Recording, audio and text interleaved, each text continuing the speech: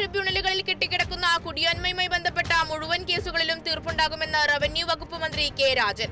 എല്ലാ കേസുകളും ഒത്തുതീർപ്പാക്കുക സർക്കാരിന്റെ കാലാവധി പൂർത്തിയാകും മുൻപ്. മന്ത്രിയുടെ പ്രഖ്യാപനം വൈക്കം ചെമ്മനത്തുകര നടന്ന പട്ടയ വിതരണ പരിപാടിയിൽ. ആലപ്പുഴ മുട്ടാറിലും മിത്രക്കരിയിലും കുടുംബശ്രീ ഓണം വിപണനമേളയ്ക്ക് തുടക്കം. വിപണനമേള block panchayat president P K Venugopal ഉദ്ഘാടനം ചെയ്തു. വിറ്റഴിക്കുന്നത് കുടുംബശ്രീ ഗ്രൂപ്പുകളും സംരംഭകരും തയ്യാറാക്കിയ ഉൽപ്പന്നങ്ങൾ.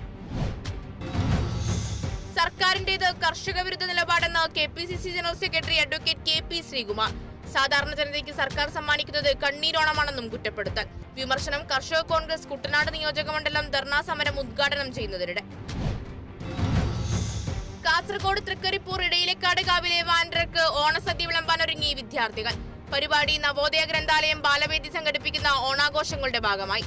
ഓണസദ്യയിൽ വിളമ്പുന്നത് 17 വിഭവങ്ങൾ. ഓണാഘോഷം സെപ്റ്റംബർ 16-ന്.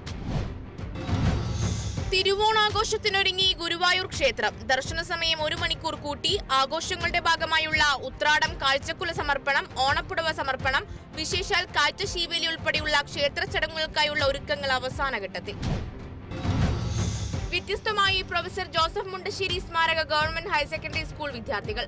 ഓണം ആഘോഷിച്ചത് കൃപാസദൻ വൃദ്ധസദനത്തിലെ അന്തേവാസികൾക്കൊപ്പം. പരിപാടിക്ക് നേതൃത്വം നൽകിയത് NSS യൂണിറ്റും സൗഹൃദ ക്ലബ്ബും സംയുക്തമായി.